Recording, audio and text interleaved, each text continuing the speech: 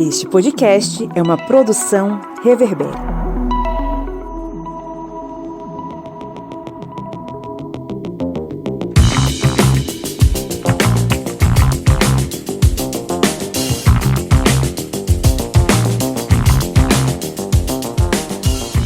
Olá, ouvintes! Está entrando no ar mais um episódio do seu podcast sobre as ciências humanas, o seu programete, que é um programete de história pública que a cada semana traz para você debates os mais variados possíveis, tentando contribuir com o seu conhecimento sobre diversos temas, tá? Eu sou o Pablo Magalhães, estou aqui mais uma vez, semana sim, dessa vez, tá? É uma novidade. Hosteando o programa para vocês, e estou aqui acompanhado, como sempre, dele, o homem que é dono de um salão. Acabei de saber disso antes da gravação, o senhor Felipe Monsanto. Bom dia, boa tarde, boa noite. Que bom falar aos ouvidinhos de vocês novamente. Fui pego despreparado, que eu estava mexendo no link do YouTube aqui. Não, eu não tenho um salão. Olha, o Exposed.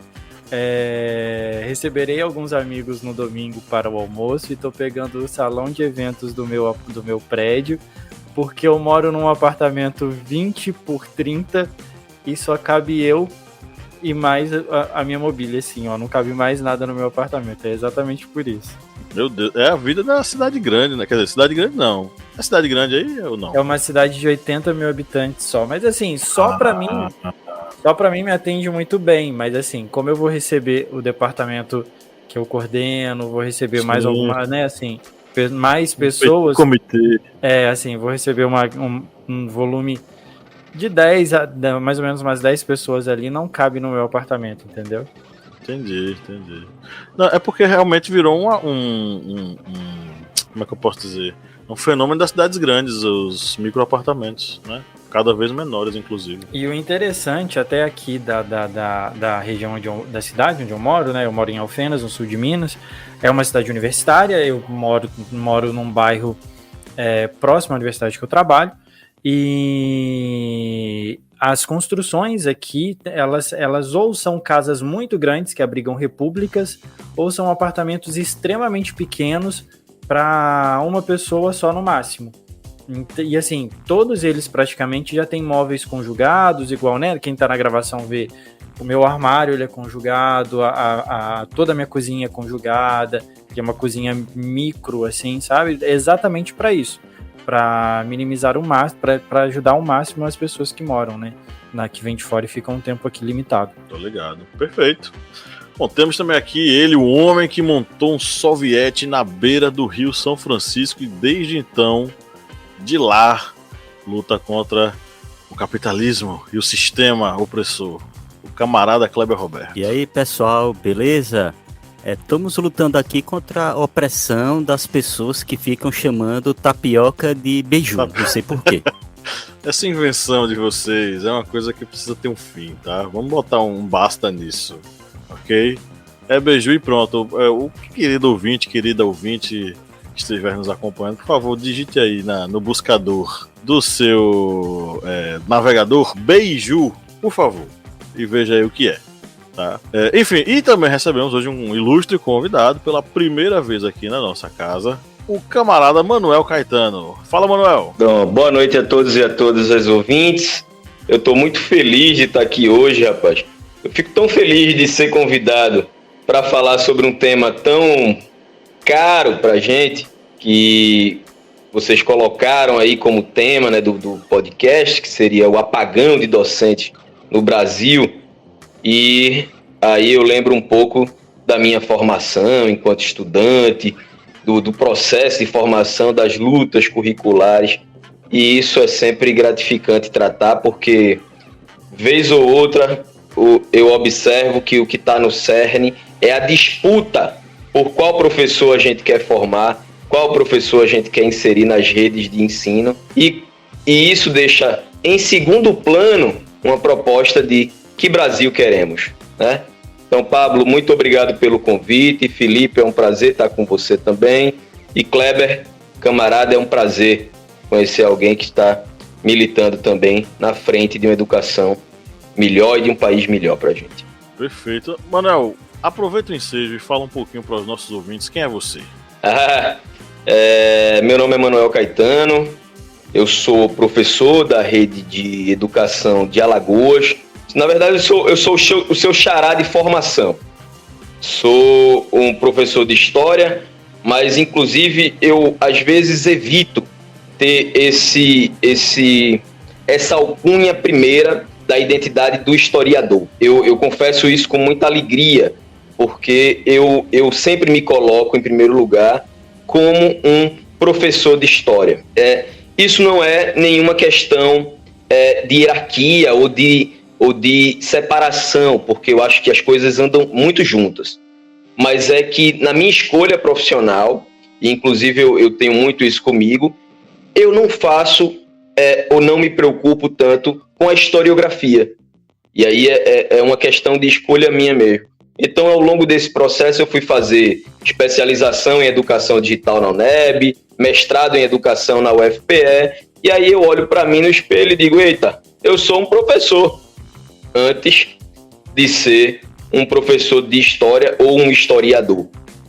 A despeito de eu gostar muito da disciplina que eu leciono, Pablo, diferentemente de alguns amigos meus, colegas de formação e tudo mais, que dizem eu sou historiador, eu tenho essa identidade docente muito forte. Trajetória, escolha e combate mesmo, porque se fala muito numa educação digital, numa educação propositiva, e eu acho isso fantástico, diferentemente de uma preocupação com a relação do tempo, com a relação dos eventos ou dos acontecimentos. Eu me preocupo sim, como os alunos aprendem, e não necessariamente num evento, em algo específico, mas trabalho essas questões todas no dia a dia e tenho você como um companheiro de trabalho. Então é isso, sou professor da educação básica e estou nessa luta aí por uma educação melhor. Temos muitos embates, muitas questões para tratar, e eu estava aqui me debruçando justamente, antes de vocês me convidarem para vir aqui, eu estava me debruçando justamente, eu vou falar do quê?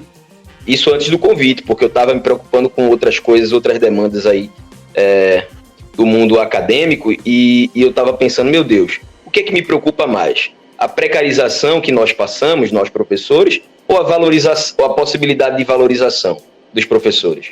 Vejam só, me parece dois fenômenos que um decorre do outro. Um tem relação dialética com o outro, mas na verdade me parece que se eu escolho falar de valorização, eu estou escolhendo um caminho. E se eu escolho falar de precarização, eu escolho outro caminho. E são outros debates, e são outras ideias, sabe? É só uma questão vocabular, conceitual, mas que leva a gente para dois caminhos totalmente diferentes. Então, hoje aqui, eu espero junto com vocês a gente poder estar conversando sobre isso. Valorização, precarização, o que leva de fato a esse apagão de docente. O que pode levar, né, a esse apagão de docentes. E outra pergunta importante. Será que de fato há um apagão?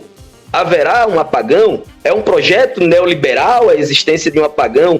É isso que talvez a gente toque direto ou indiretamente durante essa conversa, e que de antemão eu digo da minha felicidade, mais uma vez, de estar aqui. Perfeito. Seja muito bem-vindo, a casa é sua e você voltará quantas vezes você quiser, bicho. A casa é sua, o convite já está feito de antemão, tá? Bom, antes da gente entrar no tema, vamos para a nossa marmota da semana, né, Cleber Roberto? Marmota da semana. Isso mesmo, vamos aqui para a marmota da semana, que é uma notícia, digamos, quente, de hoje à tarde, literalmente, que recebi num grupo de pessoas assim que divulgamos notícias que acabamos recebendo, algumas notícias que são absurdas. Essa daqui eu decidi trazer um texto que é até um pouquinho extenso, mas é algo assim que é um absurdo, infelizmente, isso ocorrer na educação aqui do Brasil.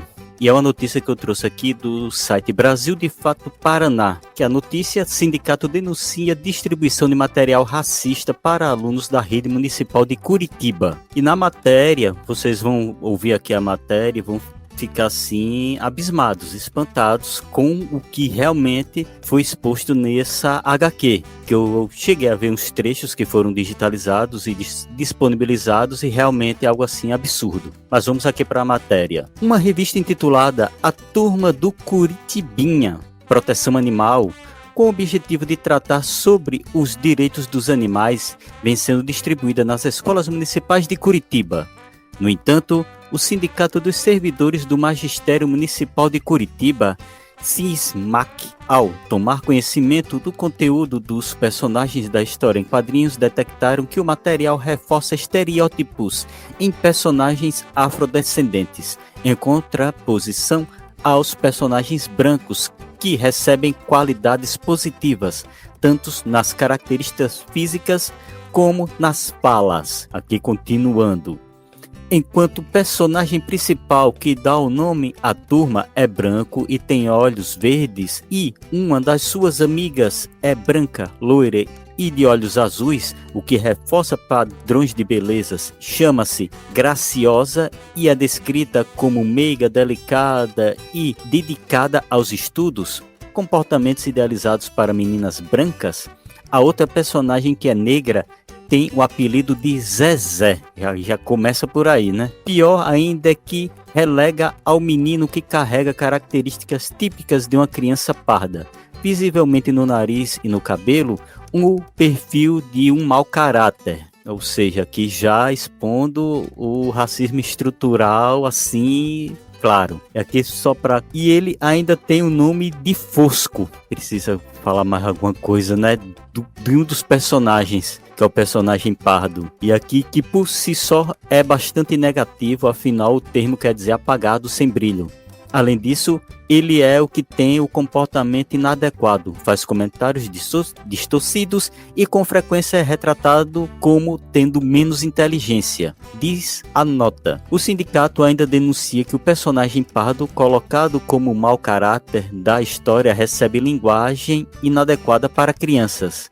Entre aspas, em uma das revistas ele é descrito como sacana, o que, segundo o dicionário Roas, se atribui a quem é libertino, devasso, sensual, que ou quem tem mau caráter. O Brasil de Fato Paraná entrou em contato com a assessoria da SME, que é a Secretaria Municipal de Educação, e até o fechamento da matéria não teve retorno. Aqui não tem nem o que a pessoa falar do que ocorre assim, tá acontecendo na rede municipal lá de Curitiba com uma HQ que vem recheada de racismo. Eu abri aqui, é uma espécie de imitação da Turma da Mônica, né? É uma Turma da Mônica racista. Vê só, essa informação me deixou um tanto quanto chocado, apesar de ser só mais um caso, dentre tantos outros que a gente vê dia após dia, que nos parece um absurdo da vida real, né? Mas aí também, quando a gente vê o país que temos e as contradições que habitam nele, né?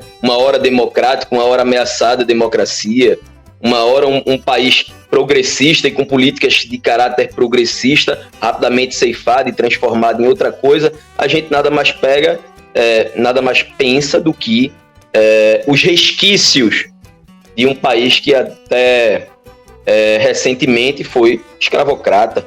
Então, é um dos últimos países a declarar formalmente a abolição da escravidão em 13 de maio de 1888. Então, assim, temos muitos estereótipos ainda disseminados na sociedade, por mais que a gente tenha avançado no debate e na constituição de políticas públicas contra qualquer tipo de preconceito ou discriminação racial. Ainda assim, nas escolas tem se inserido a lei do ensino de cultura afro-brasileira e africana, a lei de 2003, 10.639, se eu não me engano. E, mesmo assim, essa desconstrução desses estereótipos, elas não são automáticas, elas são paulatinas.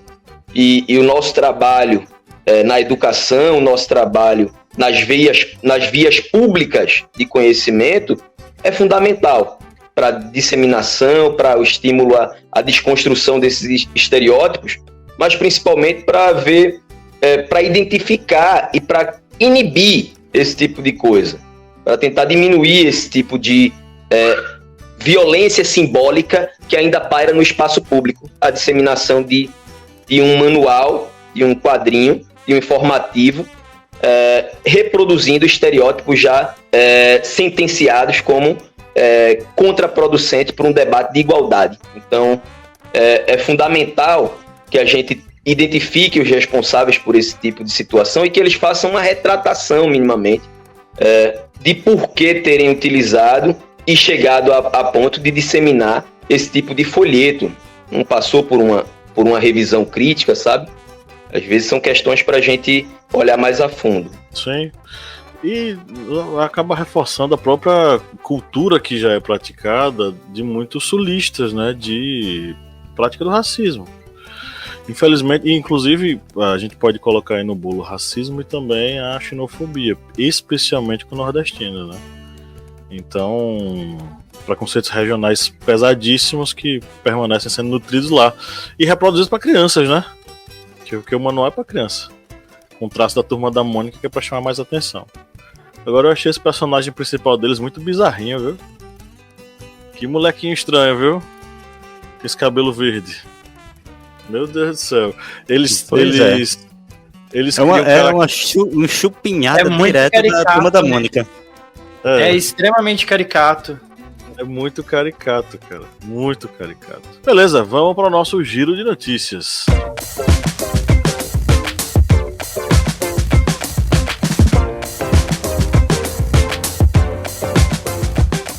Então, pessoal, vamos começando aqui o Giro de Notícias, começando aqui por Carta Capital. Maioria dos alunos de licenciatura desiste da carreira professor antes da formatura. O futuro da educação básica está ameaçado pela falta de professores. Ao menos 58% dos alunos de cursos de licenciatura destinados à formação docente abandonaram a universidade antes de receber o diploma, revela o Censo da Educação Superior de 2022, o mais recente levantamento sobre o tema divulgado pelo Instituto Nacional de Estudos e Pesquisas Educacionais Anísio Teixeira, o INEP, que é vinculado ao Ministério da Educação. Esta é a maior taxa de desistência da década. Se a tendência persistir, em apenas 15 anos o país não terá profissionais suficientes para lecionar na educação básica. Brasil de Fato, Ensino Médio, PNE, apagão docente. Conheça os desafios do campo da educação para 2024. As expectativas do campo popular para a área de educação no primeiro ano do terceiro governo de Luiz Inácio Lula da Silva do PT eram altas. Afinal, a área foi uma das mais prejudicadas na gestão de Jair Bolsonaro do PL, tanto em termos de recursos como de políticas negativas. Após um ano de governo, no entanto, a avaliação de especialistas sobre o desempenho do MEC não é positiva.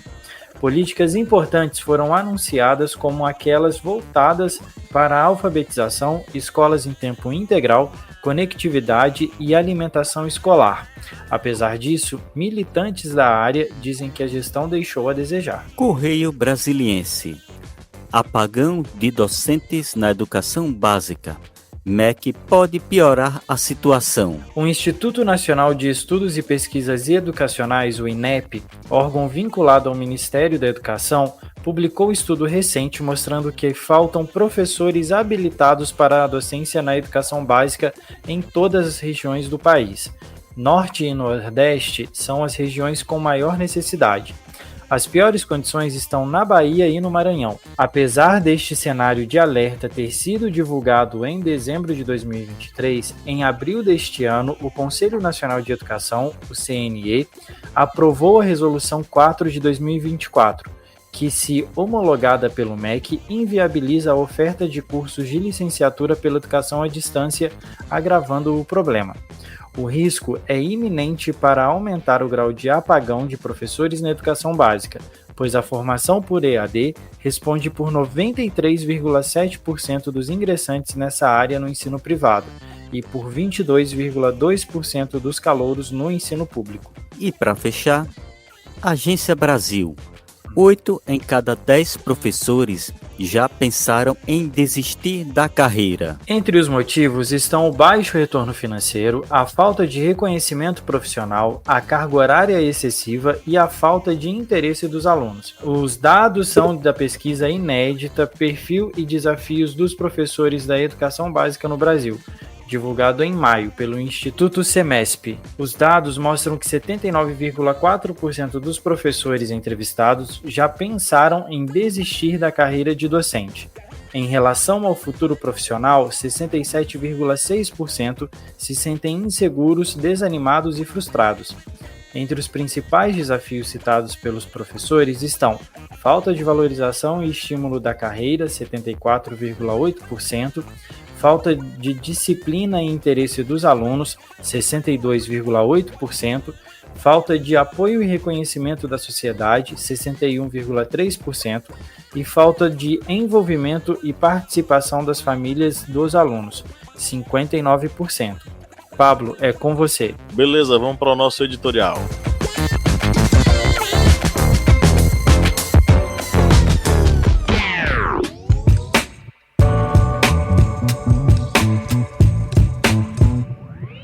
A crise nos programas de licenciatura no Brasil revela um cenário alarmante de precarização da formação docente que se reflete na qualidade da educação básica.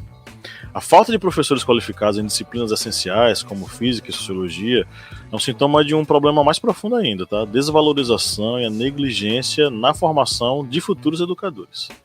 Em 2023, muitos alunos concluíram o ano letivo sem aulas adequadas nessas áreas, com profissionais de outras disciplinas sendo improvisadamente alocados para preencher essas lacunas.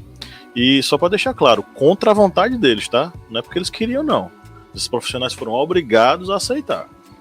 A gente teve acesso a um estudo muito bom feito pela revista da FAPESP, a revista Pesquisa FAPESP. Ela trouxe dados interessantes numa edição cujo dossiê foi Profissão Docente em Risco. Alguns pesquisadores foram convidados a dar suas opiniões. Uma delas foi Márcia Serra Ferreira, da Universidade Federal do Rio de Janeiro.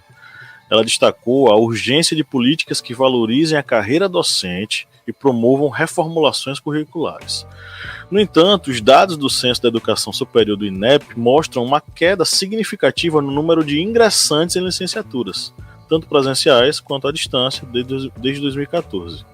As áreas de ciências sociais, música, filosofia, artes, física, matemática e química são as mais afetadas, com baixas matrículas e altas taxas de desistência.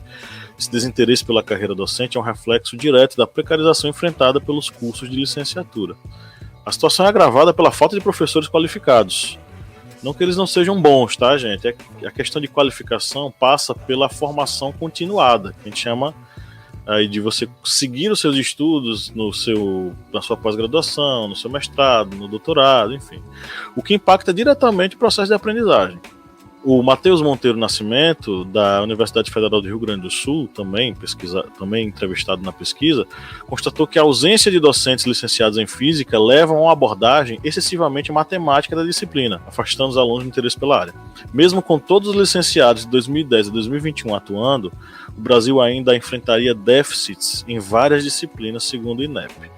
Outro aspecto crítico é a alta ociosidade de vagas em licenciaturas. Em 2021, 2,5 milhões de vagas ficaram ociosas, principalmente no setor privado e na modalidade à distância.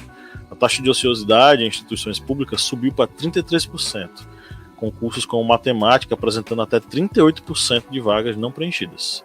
Isso evidencia a necessidade urgente de reformular os currículos das licenciaturas para torná-los mais atrativos e relevantes, ou até mesmo a atualização desse currículo para novas dinâmicas, né? Aí tem que ser pensado caso a caso, curso a curso.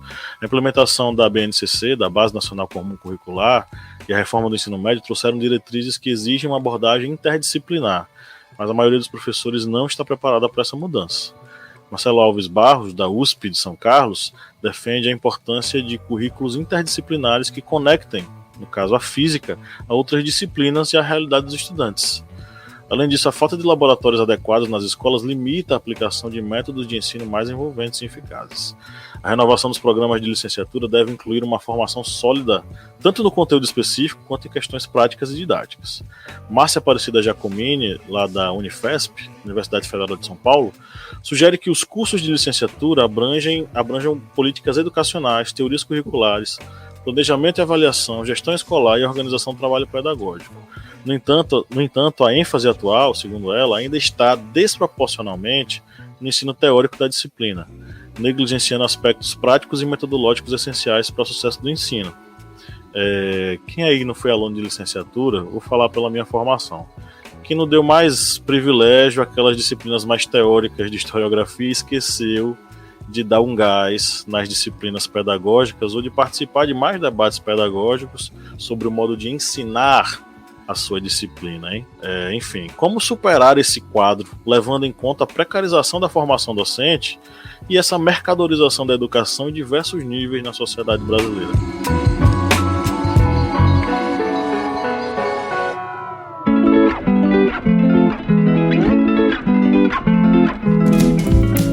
E aí, pessoal, precisamos falar sobre algo muito especial, o nosso financiamento coletivo no podcast Historiante. Isso mesmo, e não poderíamos estar mais empolgados em compartilhar com vocês os benefícios incríveis de se tornar um apoiador do Historiante. Além de nos ajudar a manter o podcast no ar, vocês terão acesso a benefícios exclusivos. Vocês estão preparados para isso? Então segura essa agora.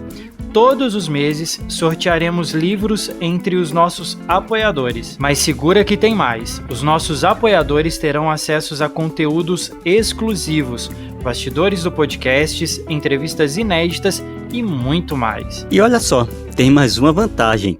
Ao se tornarem apoiadores, vocês serão convidados a participar do nosso grupo secreto, onde poderão interagir conosco e com outros apaixonados por história. Então, não percam tempo. Apoie o podcast Historiante hoje, através do apoia.se/historiante, através do aplicativo Orelo ou através do Pix Historiante, ou historiante@gmail.com. É isso aí, contamos com o apoio de vocês para continuarmos trazendo conteúdo de qualidade para todos os nossos ouvintes.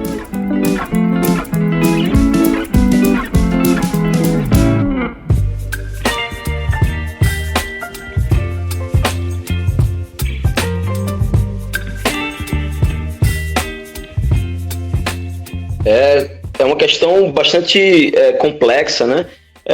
Temos, por um lado, a questão da precarização da formação docente e, por outro, temos a mercadorização, que é assim como se chama, da educação em diversos níveis. Mas eu fico pensando aqui, vamos lá, a precarização, ela incide desde o processo da escolha pelo curso de licenciatura.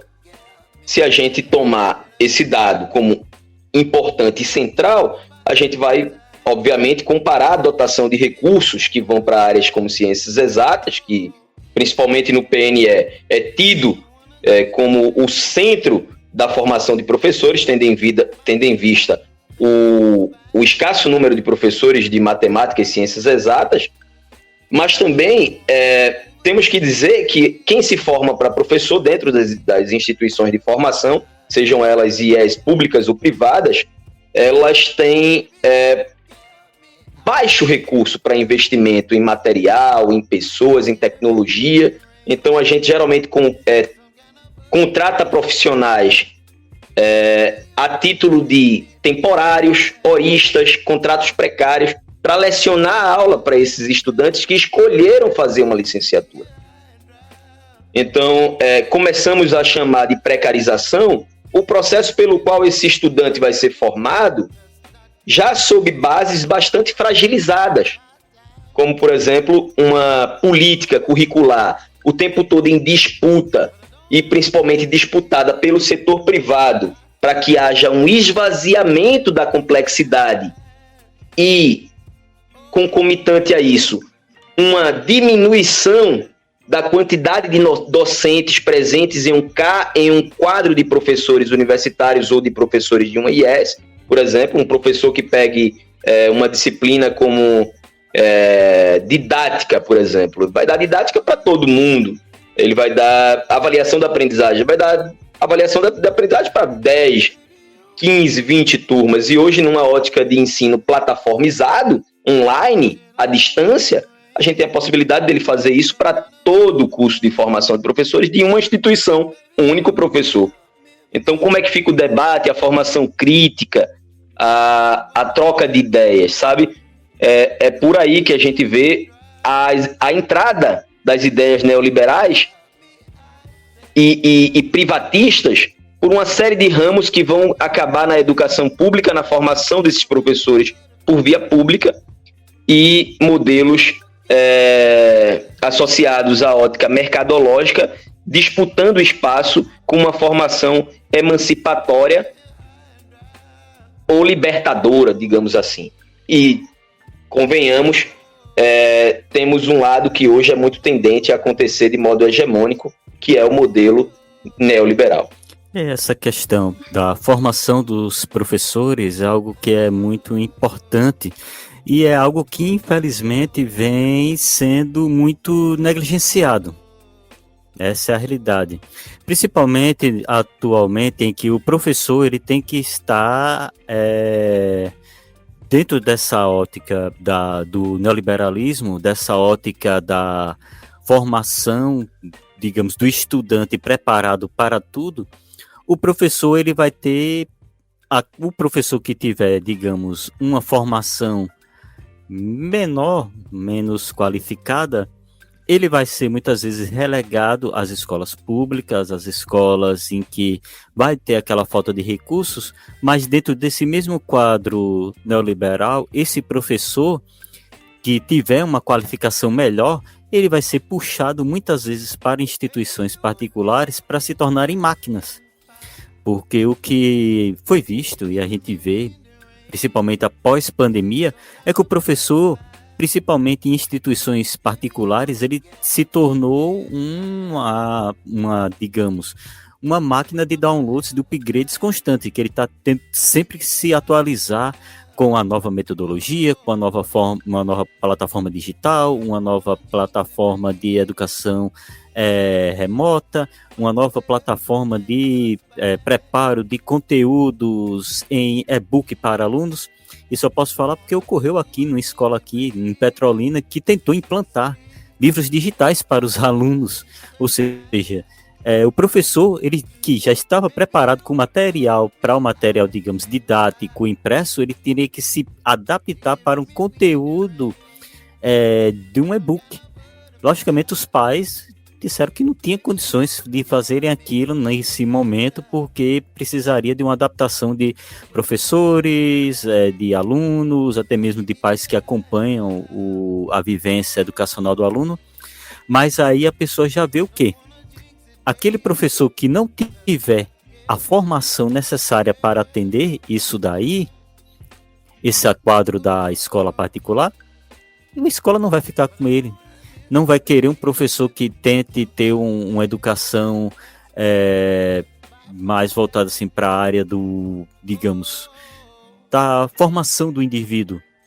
Ele vai ter que estar preparado ali para formar aquela pessoa, para ele, no caso, uma escola particular, para ele já passar no Enem, ter uma nota boa no Enem, para passar nas melhores universidades, vai ter que preparar, instrumentalizar o aluno para isso. Não para torná-lo um indivíduo pensante que tenha condições de raciocinar a sociedade em que muitas vezes vive. E muitas vezes esse aluno de uma escola com maiores condições financeiras acaba muitas vezes nem vivenciando a sociedade que vive, digamos assim. Mas esse professor que acaba sendo dispensado desse local, como ocorreu em uma determinada instituição de ensino aqui, fez literalmente um limpa de professores quando chegou no período digamos, de pandemia e pós-pandemia. Professor que não se adaptou às novidades tecnológicas foi demitido. E tudo isso leva exatamente a uma situação em que a educação ela vai acabar se tornando cada vez mais um produto, digamos, essa mercadoria, porque ou a escola particular vai ter esses melhores professores para passar os melhores conteúdos, já na escola pública sempre vem aquela questão de se tentar precarizar o máximo possível para se formar apenas mão de obra. E nesse questionamento de como superar esse quadro de precarização na formação docente, ou seja, que muitas vezes vem pela questão até mesmo das instituições de formação de professores que já são feitas para, muitas vezes não dão o conteúdo suficiente para o professor se adaptar às condições de ensino em sala de aula. Para se superar tudo isso, seria necessário uma revolução educacional, uma revolução total, porque o andar, vamos dizer assim, o ditado, o andar da carruagem não é bom, não está sendo bom, porque eu acho que cada vez mais a situação tende a piorar e se agravar. A educação, ela virou commodity, né? Então, assim, eu acho que se a gente parar para olhar e pegar um pouquinho do que tem sido feito com a educação nos últimos tempos, e aí com a proposta do novo ensino médio, com a falta de incentivo para que esses estudantes eles ingressem no ensino superior, a desmotivação, né, que existe dentro dessa área, vai cada vez mais diminuir as pessoas que têm interesse de entrar no ensino superior. E entrando no ensino superior, principalmente nas áreas de licenciatura, a gente vê um esvaziamento muito grande da pesquisa, que eu acho que é algo que é extremamente importante dentro da formação do docente, né? Dentro da formação do professor que vai para a sala de aula. Eu trabalho com educação à distância, eu estou bem inserido no momento, até aqui na hora que a gente fez a chamada a respeito do EAD, eu estou bem dentro do debate que está acontecendo, eu trabalho com gestão de EAD, e eu tenho feito algumas comparações há algum tempo, numa reestruturação de matriz, estudo, enfim, sobre as matrizes de licenciatura. E pouco se vê formação científica do profissional da educação.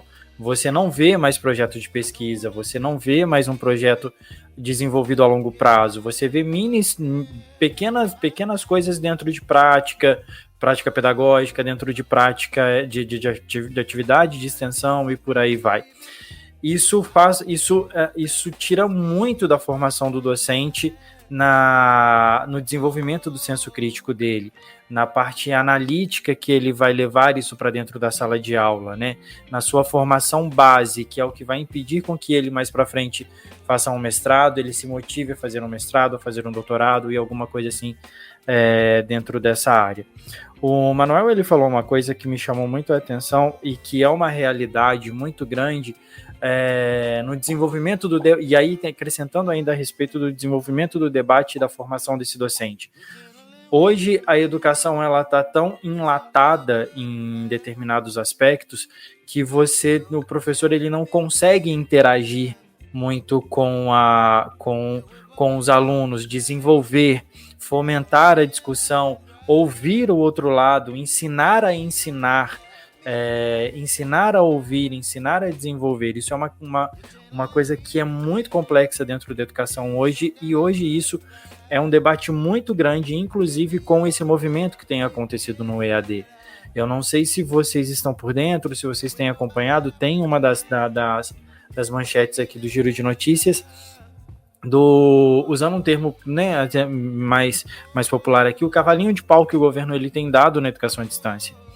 É uma chamada muito grande direcionada para a licenciatura a respeito do crescimento exponencial que aconteceu de 2017 para cá, com a liberação de polos, com a liberação de cursos e por aí vai.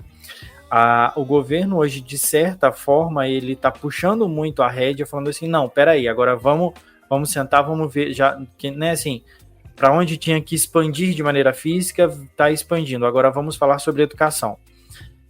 E eu não sei se isso é bom agora, porque isso deveria ter sido feito lá em 2017, quando foi aberto assim para expansão. Esse debate deveria ter acontecido lá atrás, para que pudesse ter sido feita essa expansão e para que a gente tivesse uma qualidade na formação do docente nesse momento, sabe?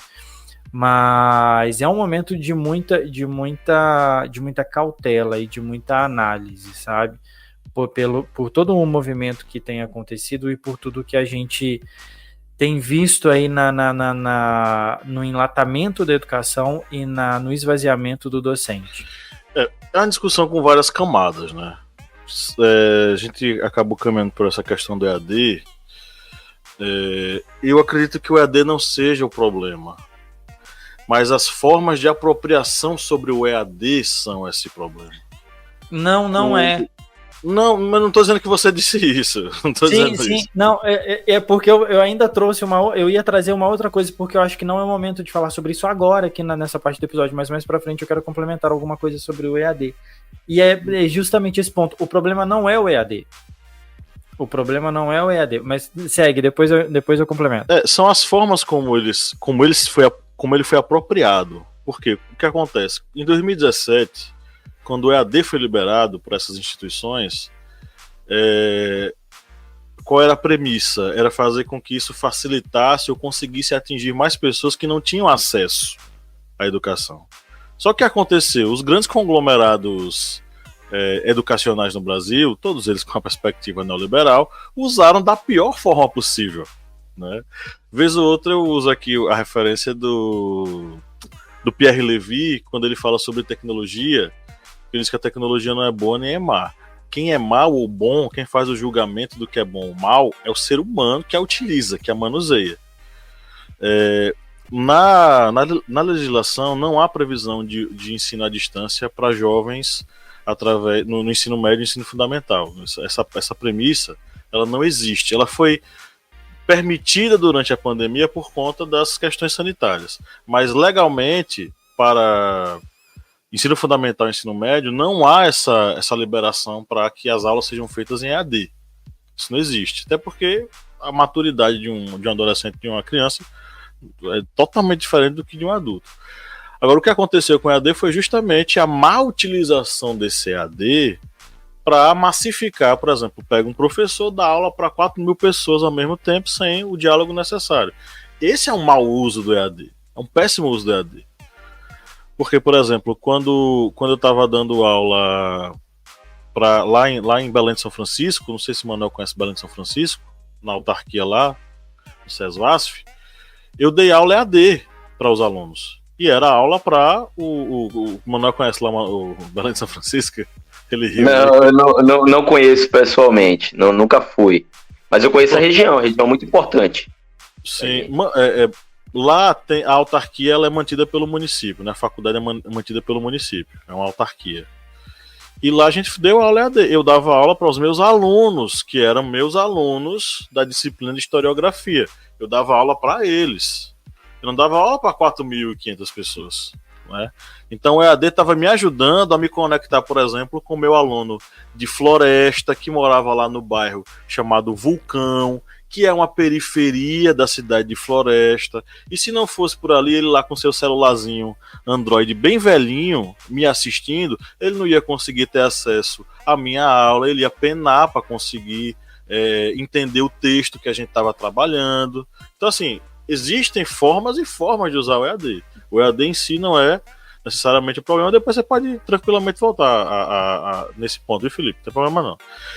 Agora eu queria desenrolar outros pontos em relação a isso, porque, vamos lá, os dados, eles estão bastante consolidados. Os meus colegas, eu acho que têm acesso aí no roteiro a um recorte do gráfico que está lá no artigo que foi publicado lá na revista da FAPESP. E ele mostra aí justamente o gráfico dos concluintes. Para quem está nos ouvindo, vou tentar facilitar, tá? O gráfico dos concluintes, ele está sempre marcando uma escala muito mais alta. Ou seja, existem milhares de pessoas que concluem a licenciatura, o curso de licenciatura para se tornar professor. E nós temos um gráfico em azul, que é o que representa o número de pessoas que de fato estão lecionando, que são docentes. E há uma disparidade gigantesca na proporção de 50%, 60% de diferença entre quem está se formando e quem está de fato em sala de aula. Ou seja, o percentual de concluintes docentes ou seja, concluíram a faculdade para ser professor e estão em sala de aula, variou entre 34,6% em 2010 a 29,3% em 2021. Ou seja, ele teve altos e baixos, mas ele atingiu o menor nível dentro aí de um recorte de praticamente 11 anos. Ou seja, tem muito menos formados, concluintes, dando aula. Eu vou já falar o que é que eu acho sobre esses assuntos, né? Vamos pegar mais alguns dados. Tem um professor lá se não me engano, da UFMG, deixa eu ver aqui, é da UFMG, o Alexandre Borges de Miranda.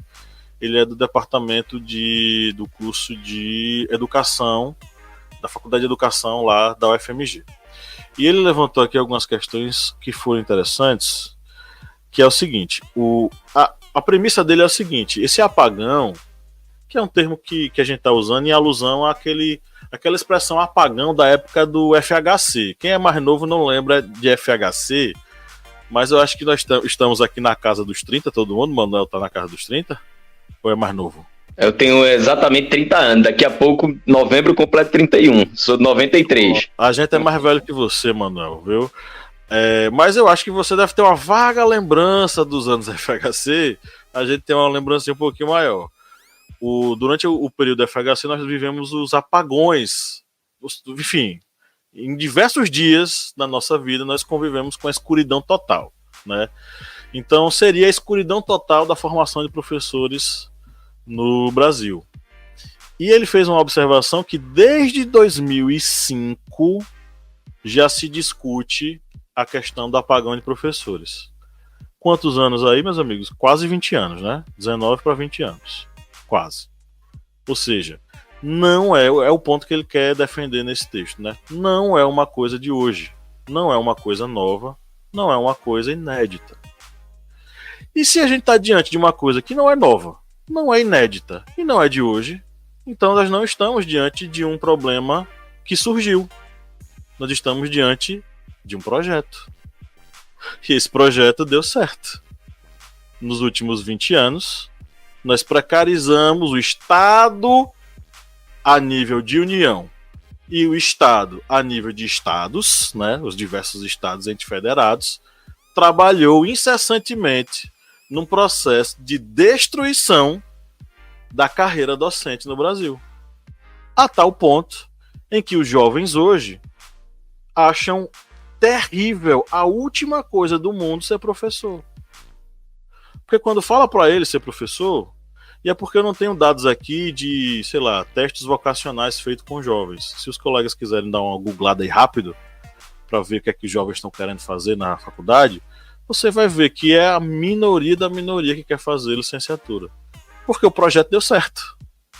Esse projeto ele age em diversas áreas. É um projeto econômico, quando você reduz a possibilidade que esse professor ganhar bem. É um projeto cultural, quando você constrói em torno do professor aquela aura de o professor comuna que vai, como é que diz? Doutrinar os alunos para fazer não sei o que, e virar gaysistas, esquerdistas, e não sei o que, não sei o que. É um projeto que é um projeto político e principalmente ele é um projeto burguês.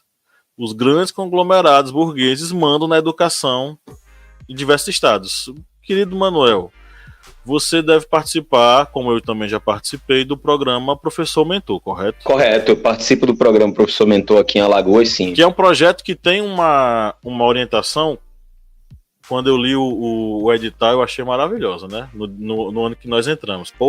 Trabalhar com pesquisa. Estava pesquisando aqui, as notícias que tem são antigas, mas são também... posteriores são também terríveis, que eu achei uma aqui mais antiga, de 2011, que fala que apenas 2% dos jovens que se preparavam para fazer nível superior, apenas 2% queriam fazer pedagogia ou alguma licenciatura. Isso aqui está no Globo. Aí fui pesquisando aqui, já tem um aqui relacionado ao estado do Paraná, mas 6 anos depois, em 2017, mostra que houve uma redução de 74% dos jovens que desejam fazer cursos de licenciatura. Ou seja, acho que não deve ser pesquisas que devem ser tão diferentes de um estado para o outro. Nesse caso, essa outra da redução de 74% é do G1, a notícia. Uhum. Ou seja, a gente vê que, como você mesmo disse, Pablo, não é algo que ocorreu agora, é o meteoro que caiu. Não, é um projeto que vem há anos, há décadas aí e só tende a piorar. Sim. Eu pesquisei aqui os cursos superiores mais procurados atualmente no Brasil. Os 5 primeiros: administração, engenharia civil, medicina, odonto e fisioterapia. Pois é. Enfim, só para concluir, o Professor Mentor, que é um projeto muito bom, ele é construído para ser um projeto bom. Inicialmente era um projeto criado pelo Estado, financiado pela Fundação de Amparo à Pesquisa de Alagoas, e a ideia era trabalhar recomposição de aprendizagens e pesquisa no ensino médio.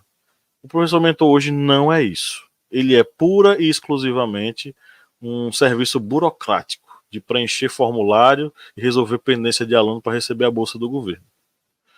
Esse projeto, ele recebe as diretrizes, na verdade, toda a Secretaria de Educação de Alagoas recebe as diretrizes de grupos empresariais, grupos privados, educacionais. É a Fundação Vivo. Eu fiz uns 30 cursos da Vivo quando eu entrei. O Manuel deve ter feito também, que era obrigado a fazer. Eram os cursos da Vivo, porque o Instituto Vivo era quem gerenciava as políticas educacionais do Estado. Isso, né? Todos. Pablo, muito importante isso que você coloca, principalmente para a gente poder acentuar uma discussão sobre precarização. Tá? É muito interessante, porque Felipe, Kleber, tudo que vocês tocaram se encontram nesse programa chamado Professor Mentor, que é um programa criado pelo governador do estado de Alagoas, em exercício à época. O Renan Filho criou esse programa para ofertar uma bolsa de R$ 1.500 aos professores que quisessem desenvolver um trabalho especificamente com uma turma. Esse professor recebe o título de mentor porque ele tem que orientar essa turma a superar questões fundamentais das disciplinas básicas. Por exemplo, se o professor encontra que um grupo de alunos com uma série de dificuldades, a gente pode ali, e a ideia a princípio ela era essa, incidir com uma proposta de pesquisa, uma proposta de pesquisação, que por sua vez gerasse um resultado, né? Pesquisação identifica um problema, faz uma intervenção, gera um resultado que por sua vez é a superação da condição adversa vivenciada. Um projeto de pesquisa. A questão que o Pablo coloca é muito importante, era só isso para fazer, ou era essa nossa atribuição, que é bastante respeitável, é um trabalho? Sim, a princípio, no papel, mas quando você vai ver a execução da política, ela cobra para que você preencha planilhas, bote presença ou falta num aluno para que ele possa receber um recurso governamental. Você é instado a trabalhar, você é convidado a trabalhar como recomposição da aprendizagem. Você é convidado a buscar o aluno na casa dele, se ele faltar muito. Você é convidado a fazer um trabalho socioemocional com o aluno. Você é convidado a desenvolver pesquisa com o aluno.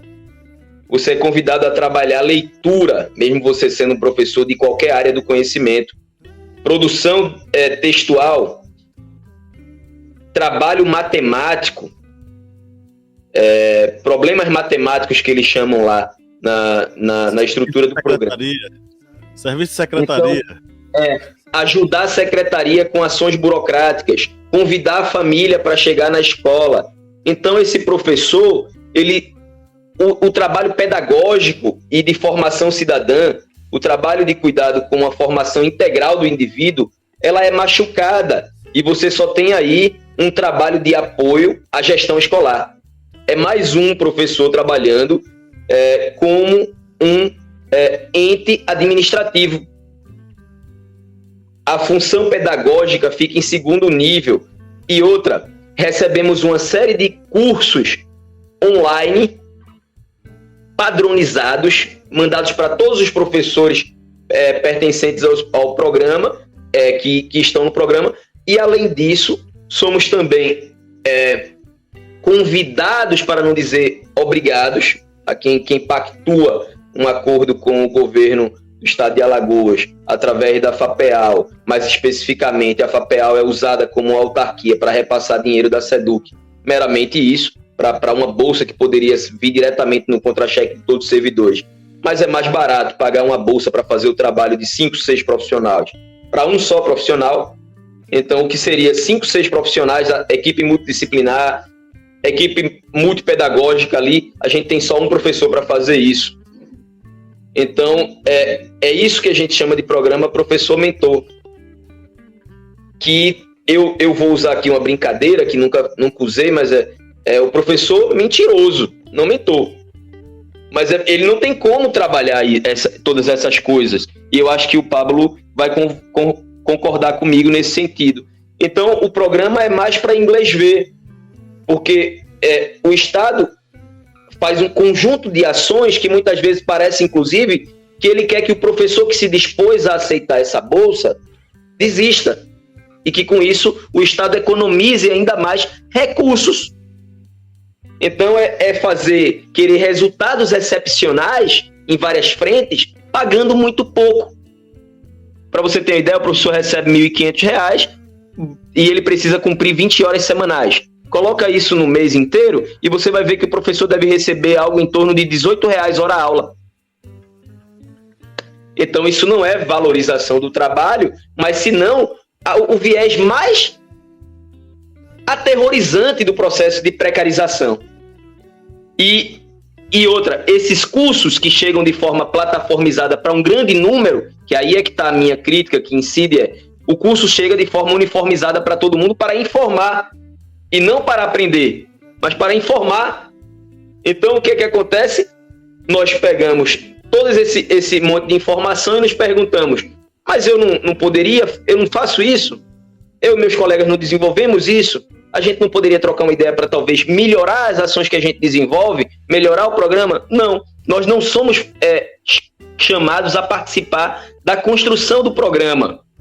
E isso, eu falo dessas explicações assim para dizer, nós não somos chamados, respeitados em nossa autonomia, em nosso pensamento, em nossa formação abstrata, muitas vezes em alto nível, para ajudar na formulação. Nós somos entendidos como, a princípio, alguém que precisa receber ensinamentos que venham sempre de fora. Então, isso é um processo longo para dizer ao professor que ele é nada mais, nada menos do que incompetente. Eles querem dizer para a gente, professores, vocês são incompetentes para fazer uma educação de qualidade. E a gente precisa do quê? Do Instituto Natura, do Instituto Vivo, do Instituto Lehman, de qualquer outro tipo de instituição privada que vai passar para a gente o segredo. Como se na educação a gente trabalhasse com um baú onde a gente encontra o segredo e acha o pote do tesouro. Não, é uma construção muito pesada, que requer investimentos. E eu espero ainda voltar nisso, mas eu já falei demais e passo a palavra para você, Pablo, Felipe e Kleber. Só essa questão da desvalorização do ensino também leva a outra coisa, não somente essa incentivo à entrada desses institutos. Lehman mesmo é louco para abocanhar boa parte dessa educação aqui do Brasil, logicamente botando tudo aí no particular, né? Botando tudo aí para ter que financiá-lo, no caso. E outra parte também é aquele velho discurso do homeschooling. Se o ensino está tão ruim, tão precarizado, o aluno ele não vai ter condições de ficar na escola por causa da evasão, deixe ele no homeschooling. Isso aí é outra forma de se ir precarizando ainda mais a educação, porque vai dando essa ideia de que, não, tá ruim, então deixa que a família educa. E a gente bem sabe, né, que no período da pandemia, quando foi necessária a questão educacional via a distância, o resultado foi aí a queda de resultado do Brasil no PISA, naquele exame, né? Dificuldade de muitos alunos que acabaram sendo aprovados para outros anos, sendo passados de ano, aprovados de ano, sem terem a formação básica nos anos iniciais, que foram muitas vezes anos da pandemia.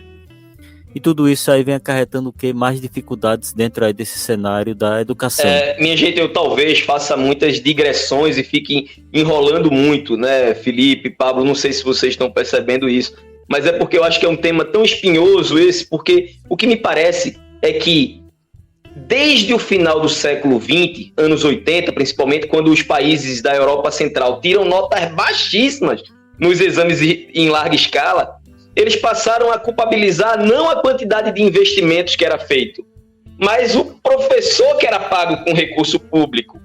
Então eles diziam, olha, a gente investiu dinheiro e cadê o retorno? Então não tem problema social, não tem problema adjacente, não tem problema de organização do trabalho educativo. A culpa e a responsabilização é do professor, que aí sim teria que ser melhor formado.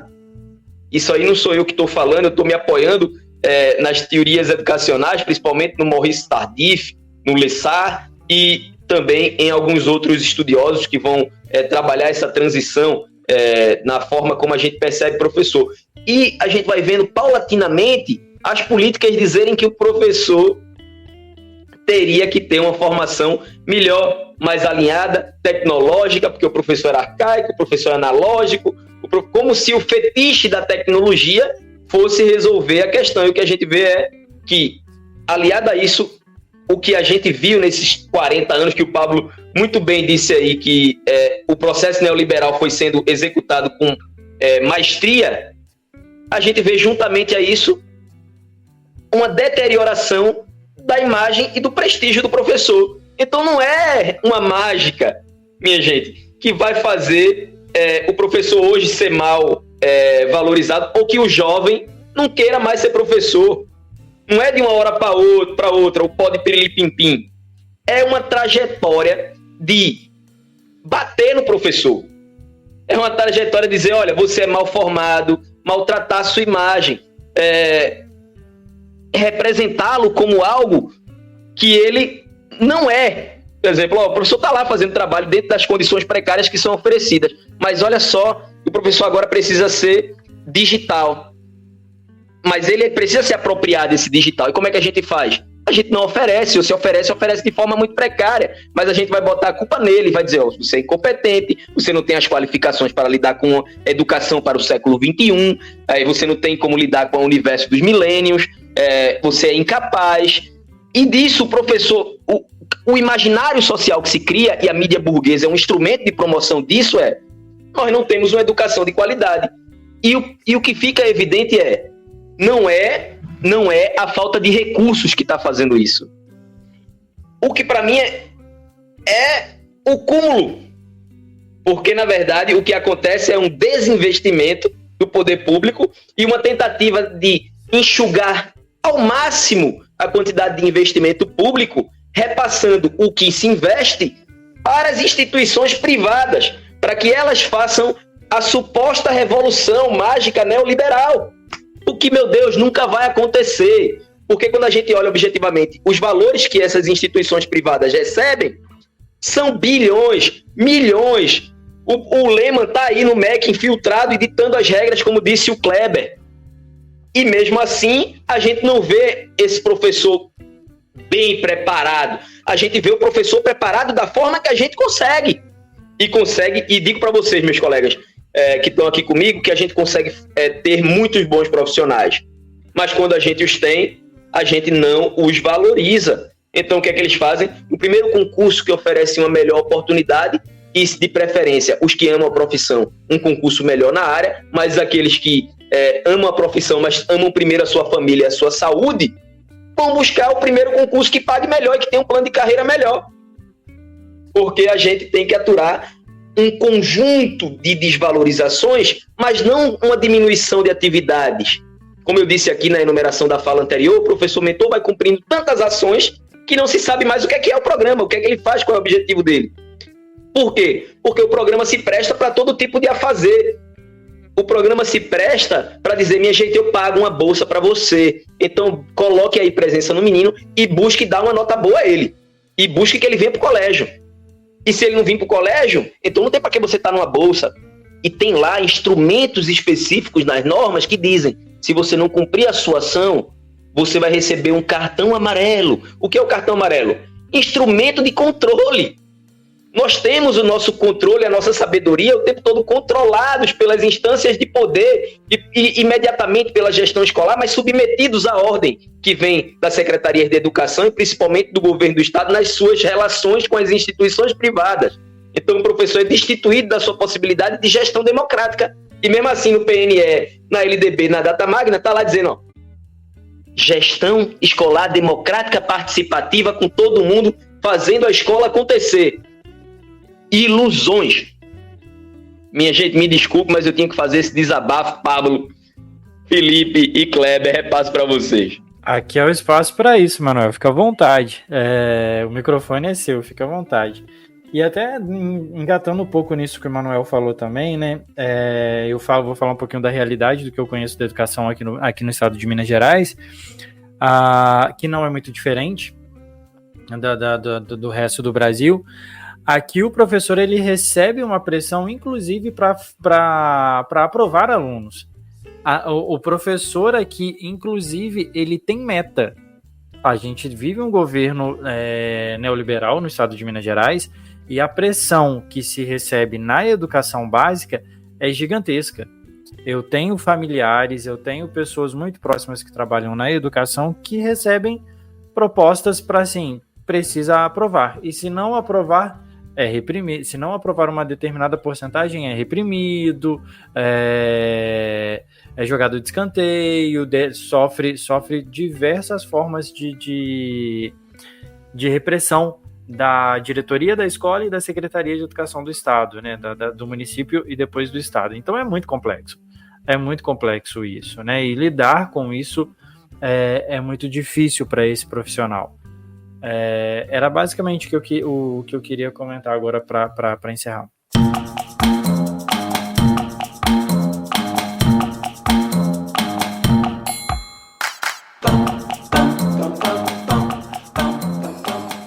Bom, vamos para o nosso quiz, senão a gente vai ficar aqui até meia-noite conversando e amanhã é de batente. Manuel, é o seguinte, agora a gente vai fazer o nosso teste de conhecimentos gerais, né? É objeto de controle, como disse o Manuel, eu sou controlado aqui nesse programa, indignado. Um oferecimento de Kleber Roberto, que hoje está oferecendo o que como prêmio? Bem, o prêmio da semana passada, né, Pablo tentou aí ganhar esse prêmio a todo custo, porque Pablo é fã desse homem, que era, da semana passada foi um Fernando Collor de papelão.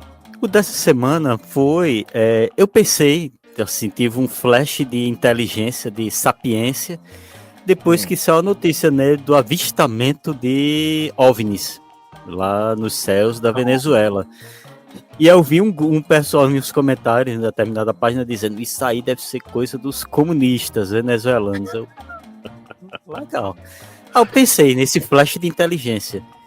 O prêmio dessa semana vai ser o quê? Um chapéu de alumínio para evitar os extraterrestres bolivarianos da Venezuela. Nossa, que presente maravilhoso. O Manuel já tá ali louco. Rapaz, não acredito num negócio desse, não.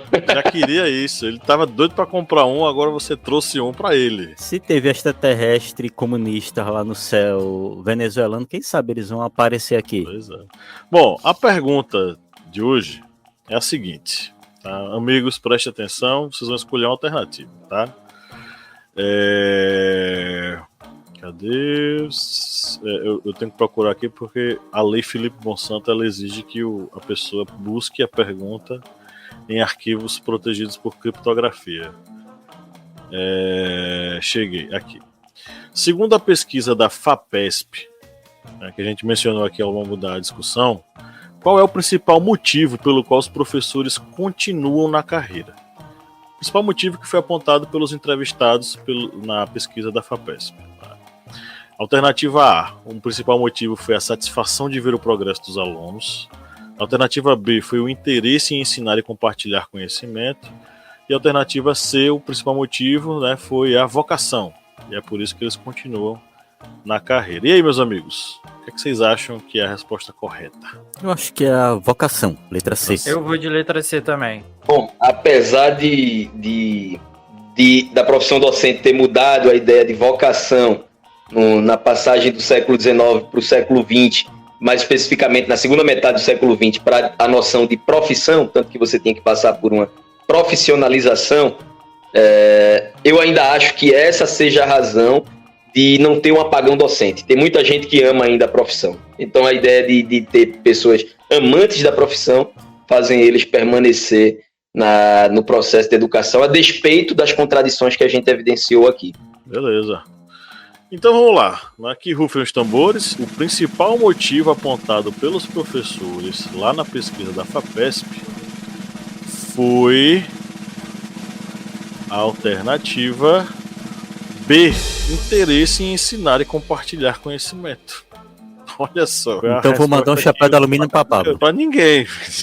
Pra você que inventou a pergunta. Vai usar você. Ele escolheu a letra B. Eu aposto que ele vai cortar na edição, e agora tá falando que não escolheu nada, mas ele escolheu a letra B, ouvinte. Ele cortou da edição.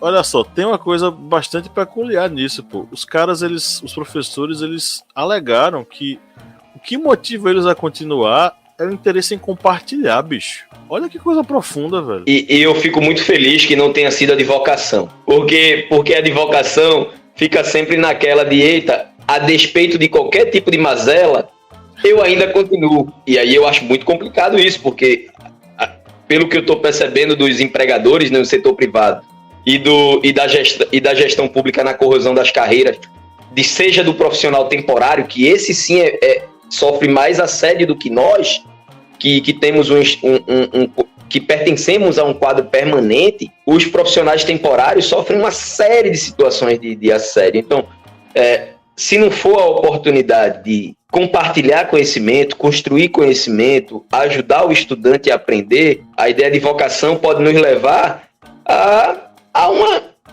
completa informalidade, aceitar qualquer coisa. Sim, sim. Agora, a gente vai deixar a nossa pergunta para os nossos ouvintes. Felipe Monsanto, o que é que vai ficar para o nosso público hoje? Vamos lá. A pergunta dessa semana para o público é a seguinte. De acordo com a pesquisa inédita Perfil e Desafios dos Professores da Educação Básica no Brasil, realizado pelo Instituto Semesp, quantos professores da educação básica pensaram em desistir da carreira? Letra A, 67,6%, letra B, 74,8% e letra C, 79,4%. Responde pra gente no Instagram e na nossa caixinha de comentários no seu agregador. É isso aí. Na semana passada a gente deixou uma pergunta para os ouvintes, para quem ia ganhar o cola de papelão, não foi, Kleber? Isso mesmo, deixamos uma pergunta na semana passada, né, que foi sobre as casas de apostas, o mercado de apostas esportivas, que era na pegada aí do jogo do Tigrinho, né, que estava e está, né, causando aí um estrago gigantesco na nossa sociedade. Mas vamos aqui para a pergunta que foi deixada na semana passada, que foi a seguinte: o mercado de apostas esportivas e de cassinos online movimenta um grande valor financeiro no Brasil e, segundo estimativas, o faturamento desse mercado nos próximos 3 anos ficará na casa dos... E quem acertou, quem disse a resposta D, alternativa D, 100 bilhões de reais. E esse resultado veio de uma pesquisa.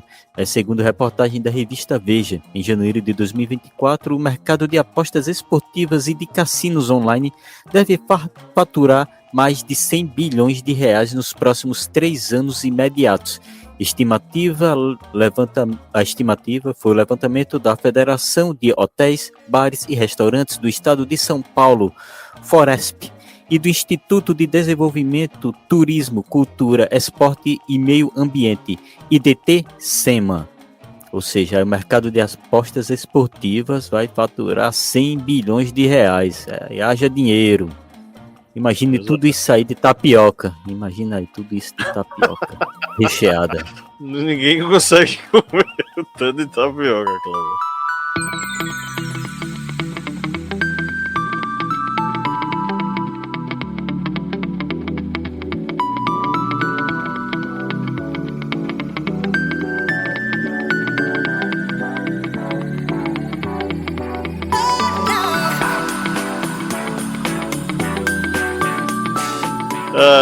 Vamos para as nossas indicações. É o momento da nossa curadoria gostosa de fim de episódio. Vamos para uma curiosidade histórica aqui. Ô Felipe Monsanto, eu acho que os meus amigos Kleber e Manuel vão saber porque são historiadores. Felipe Monsanto, você já ouviu falar de Nova York? Já. Você gosta do que de Nova York? Eu? Sim. Eu gosto muito de teatro musical, então Broadway, Times Square. Massa, legal. Se eu lhe perguntasse qual é a relação entre Nova York e Recife, você saberia me dizer? Eu acho que eu sei. São os pontos mais próximos da Europa e dos pontos mais... É porque eu não entendo, sou péssimo em geografia.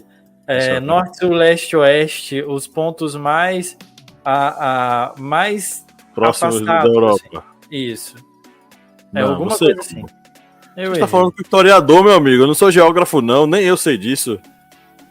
Mas Recife é a cidade mais próxima da África. Nova York é também?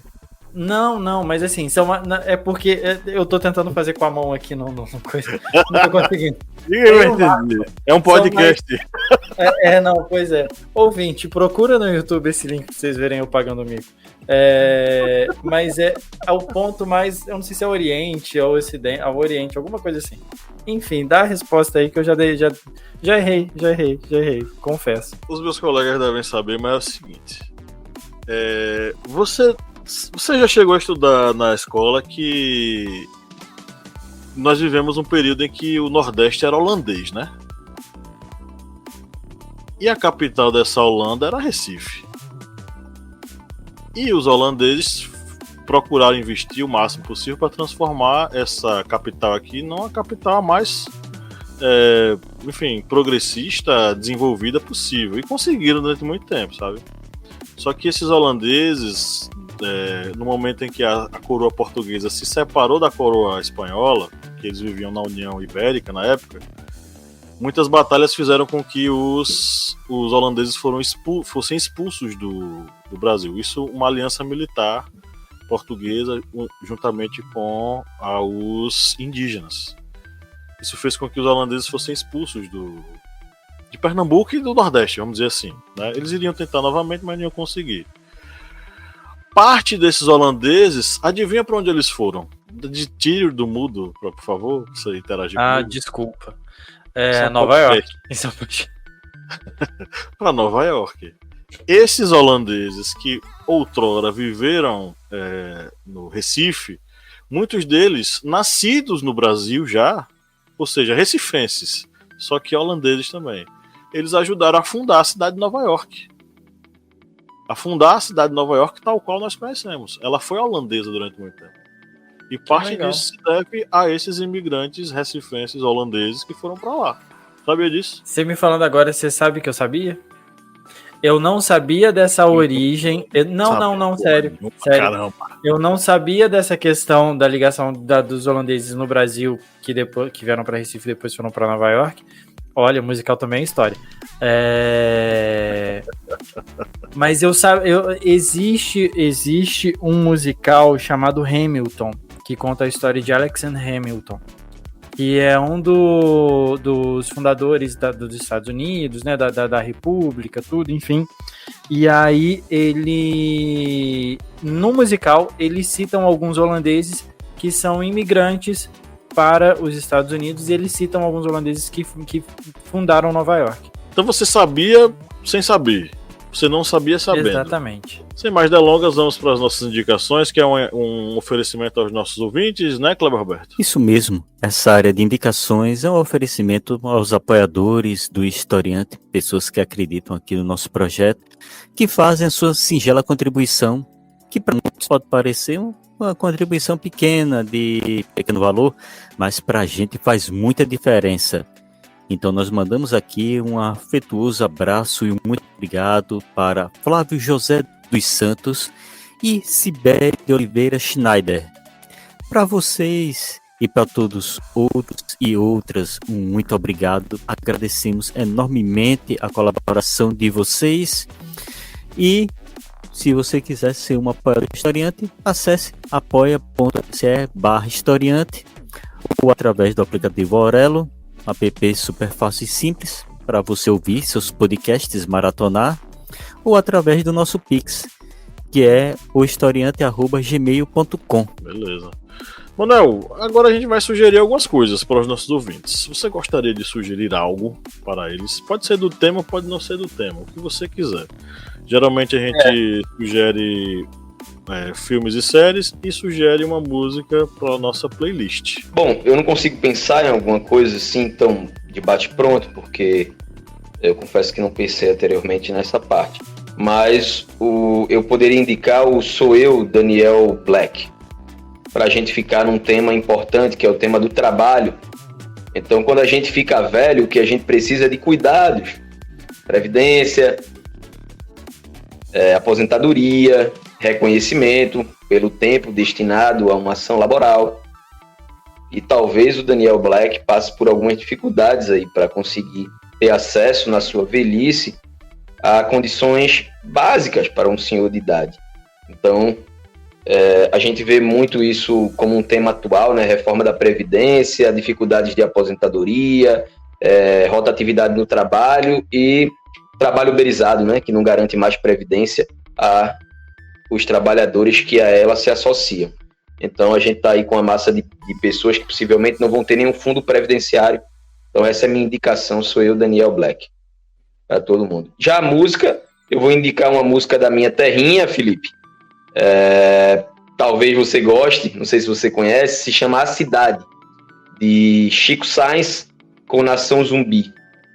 É uma música que fala sobre como a cidade se constrói e as contradições existentes no interior de uma grande cidade. Ou seja, dentro da grande cidade, como é que ela se desenvolve e as realidades sociais que ela retrata ali. É uma música que eu gosto muito. Gosto bastante deles. Vou aproveitar aqui, já vou fazer as minhas indicações. De indicação, eu vou de série, eu vou fazer uma indicação a respeito de uma série chamada Shrink, que é Terapia em Dia, em português, se não me falha a memória o nome da série.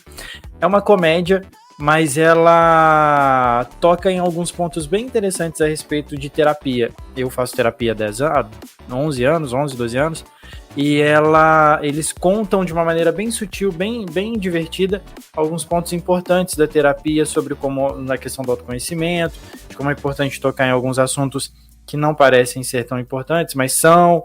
Enfim, é muito gostosinha, é uma série da Apple TV e vale bastante a pena ali para assistir. De música, eu estou voltando ao meu ritmo agora de vida, né, depois de um período aí bem conturbado que eu passei, e tenho voltado a ouvir meu álbum preferido do Los Hermanos, que é o Ventura.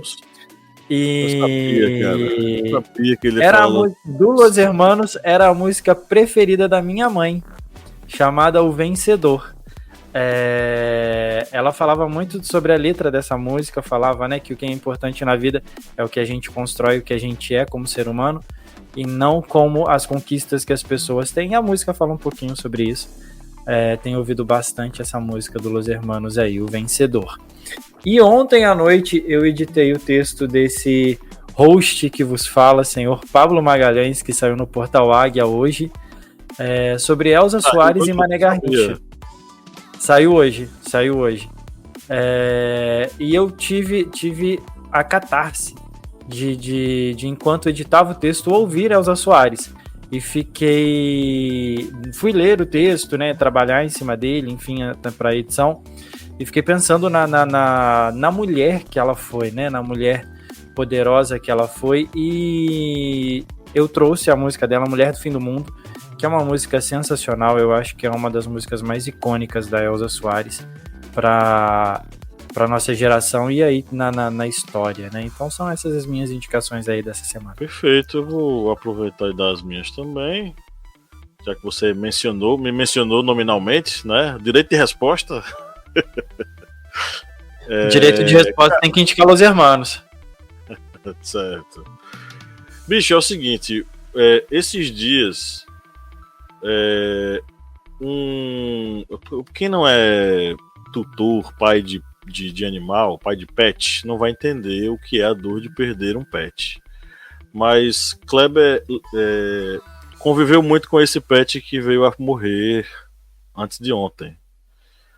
E que gravou vários podcasts com a gente lá no meu apartamento em Juazeiro. Morreu antes de ontem o meu gatinho Frodo, lá em Petrolina. Infelizmente vítima de uma violência de alguns vizinhos que estão envenenando animais na rua. Né? Então a denúncia que eu faço aqui, existem pessoas envenenando animais nas ruas em Petrolina, Pernambuco. Tá? E o Frodo, Kleber, morreu. Tá, então é uma homenagem a esse gatinho que gravou muito podcast com a gente. É porque vocês não participaram do podcast há 300 anos atrás, mas a gente gravava com várias comidas e vários gatos espalhados pelo estúdio.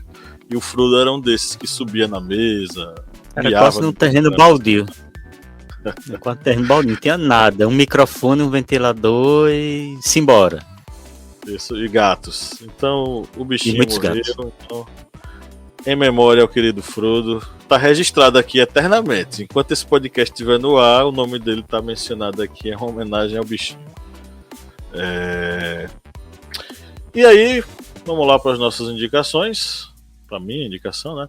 Eu vou indicar 2 documentários. Eles foram feitos numa distância de 1 década. E aí, não sei se o Manuel conhece. O Kleber deve conhecer, porque eu já mencionei até aqui, né? São 2 documentários muito bons sobre a situação da educação no Brasil, a educação pública e suas desigualdades em comparação com o ensino privado e as questões dos recortes sociais. O primeiro é o Pro Dia Nascer Feliz, que ele é feito no momento em que eu estava concluindo o ensino médio, 2006 para 2007, foi o ano em que eu saí do ensino médio e fui para a faculdade. E ele retrata muito a minha geração de ensino médio, né? E aí vem o documentário Nunca Me Sonharam, de 2017, 10 anos depois. E é como se eu revivesse o documentário Pro Dia Nascer Feliz, só que com uma geração completamente diferente. Então é um bom convite para a gente conhecer as contradições e os problemas da educação no Brasil, trafegando entre o público e o privado. Tá? São 2 documentários muito bons. Para nossa playlist, eu ia sugerir aqui, eu vou apagar essa e vou sugerir outra, porque assim, o Dia dos Pais é mês que vem, né? Ou eu tô errado? Mandar, você é pai, me ajuda aí. Kleber também. É mês que vem, né? Segundo domingo de agosto. Isso mesmo. Isso mesmo. É o que acontece. Depois que eu virei pai, foi que eu entendi a música de uma música que eu cantava desde a adolescência. Que é a música With Arms Wide Open, do Creed. Não sei se vocês conhecem, mas eu cantei muito essa música, era muito massa. Depois que eu fui entender que a letra é um pai dando as boas-vindas ao seu filho que acabara de nascer. E isso me tocou profundamente. Desde então eu ouço essa música de uma forma diferente. Não tem como não ouvi-la e não lembrar do nascimento do meu filho, sabe? Então, vou sugeri-la hoje, mudei agora aqui. E a outra é a música que é uma cantora que Lídia Verônica me ensinou a gostar um dia desses. Eu achava que eu nunca ia gostar dessa cantora. Felipe, você deve conhecê-la mais. A Billie Eilish. Conheço, mas não sou fã. Mano, Lídia Verônica me apresentou algumas músicas, em especial uma, e me deu informações que eu não conhecia. Ela é a própria compositora de suas músicas. E eu nunca tinha ouvido ela cantar, eu achava que ela cantava trap. Não, bicho, são músicas extremamente bem organizadas, bem harmônicas. Ela é muito boa. Ela é muito boa. Ela que gravou a última música do 007. A voz dela é perfeita. Eu não conhecia, então era preconceito meu mesmo. Então morreu meu preconceito. Sugiro Birds of a Feather, da Billie Eilish, pagando a minha língua, e passo para Cleber para ele encerrar a rodada de indicações. Bem, as minhas indicações, eu vou indicar aqui um documentário que foi um documentário que eu vi nas referências de uma postagem que foi feita hoje, no dia dessa gravação, no Instagram, sobre o incêndio da Vila Socó, em Cubatão. E aí, nas referências de uma das matérias que eu estava lendo para fazer essa postagem, tinha lá um documentário, Cubatão, Vale da Morte, de 1987. Aí eu joguei no YouTube e tem vários locais que tem esse documentário já para a pessoa assistir na íntegra. E é um documentário de direção de Bon Landing e a produtora é Scandinature. É um documentário sueco, porque foi gravado exatamente no período ali de transição da ditadura militar para a democracia. Ou seja, ainda não tinha uma liberdade ainda tão ampla para produtores, documentaristas brasileiros trabalharem em Cubatão. Lembrando que Cubatão era considerado zona de proteção nacional, ou seja, era um local que não podia estar ali sendo divulgado a tragédia que estava ocorrendo com a poluição desenfreada no local. Que é o digamos, que norteia todo esse documentário, Cubatão, Vale da Morte. Vai falando sobre as grandes empresas, os grandes conglomerados que vão poluindo e destruindo tudo. Não só destruindo o meio ambiente, mas a vida das pessoas, a saúde das pessoas. Fala um pouquinho também do incêndio que ocorreu na Vila Socó. Vai falar também das pessoas contaminadas com doenças de pele, com doenças respiratórias. O desafio de médicos sem nenhuma estrutura para tentar atender essas pessoas. E principalmente esse documentário bate muito na tecla das grandes empresas, grandes conglomerados que simplesmente se instalam, saem fazendo o que quer, aproveitando um período que a legislação trabalhista era extremamente precária, não tinha uma justiça do trabalho tão forte, tão incisiva contra eles, e eles aproveitavam a mão de obra, aproveitavam o ecossistema, aproveitavam a cidade e transformaram realmente Cubatão no Vale da Morte, como a região ficou por muito tempo conhecida. Logicamente, depois da democratização, da fiscalização, de um maior empenho das autoridades, começou-se a reverter esse quadro, e Cubatão hoje nem se compara com o que era Cubatão na década de 1980. Mas vale a pena vocês assistirem esse documentário, vocês ouvintes. Mesmo sendo um documentário que a pessoa vai pensar, um documentário com quase 40 anos, de 1987 e tal, é antigo, mas vale muito a pena para vocês verem o que as grandes empresas capitalistas fazem com a vida dos seres humanos. E como músicas, eu vou indicar 2 músicas aqui que eu estava ouvindo essa semana e disse, poxa, vou recomendá-las. Uma da banda Halloween, que é a música Eagles Fly Free, e a música do Ozzy Osbourne, que é a música Crazy Train, que são as minhas 2 indicações musicais para vocês. Perfeito. Chegamos ao final de mais um episódio. Queria agradecer a você que nos ouviu até agora. Queria agradecer também ao Manuel por aceitar a participação. Manuel, meu querido, muito obrigado por topar gravar conosco nesse que foi o maior episódio de 2024 até agora, viu? Já foi aí quase 1h40. Muito obrigado por topar participar, viu? Pablo, eu agradeço o convite. Eu não sei se estou quebrando algum protocolo para agradecer, mas eu faço isso. Você é um colega de trabalho que eu admiro muito, e também por ter me proporcionado a oportunidade de falar sobre um tema que eu gosto tanto, sabe, Pablo? Eu me envolvo com esse tema, e ter a oportunidade e espaço aberto aqui para falar sobre isso é muito gratificante. A gente sabe que não esgota um tema como esse, é muito complexo, mas é fundamental a gente levar isso para o espaço público. Dizer também da minha alegria de conhecer o mineiro Felipe, e também de ter compartilhado aqui com o Kleber, e espero que vocês possam fazer o convite outras vezes, para que a gente possa estar discutindo um tema que talvez a gente possa ter essa apropriação. Mas é isso, minha gente. Muito feliz pelo dia de hoje. Terminar assim é bom demais. A casa é sua, meu amigo. Admiração recíproca, viu? Pois é, Manuel. Valeu, muito obrigado. E vamos dar o nosso tchau coletivo. Aê, o homem do iFood chegou. Desculpa, eu pedi, o Pablo tava começando a fazer as indicações dele, veio muito rápido. Tá. É a fome, é a fome. É o pãozinho de queijo mineiro. Caraca, veio muito rápido. Na hora que o Pablo começou a fazer, eu peguei e falei assim, vai dar tempo, né? Foi mal. Então, queria agradecer a você que nos ouviu até agora, você que esperou essa 1 hora, quase 1 hora e 40 minutos ouvindo a gente. Queria dizer que é pra você que a gente produz conteúdo, tá? Porque você que dá tchau coletivo com a gente aí, nos seus fonezinhos de ouvido. A gente ouve aqui, tá? O Felipe, ele tem um aparelho ali que ele capta o som dos ouvintes dando tchau. Tinha uma informação, bicho, que agora eu tô sem o meu celular, eu não vou saber dizer. Mas a gente foi convidado para um prêmio de podcasts, viu? A gente foi indicado para um prêmio de podcasts e eu acho que a gente não vai ganhar, mas pelo menos foi indicado. Depois que homem de pouca fé. Eu vi isso hoje, e inclusive nem respondi à instituição que mandou mensagem. Então, vamos dar nosso tchau coletivo no 3. Eu conto até 3 ou eu conto até 1? É até 3, né? Que eu conto? 1, 2, 3. Até 3. Tchau!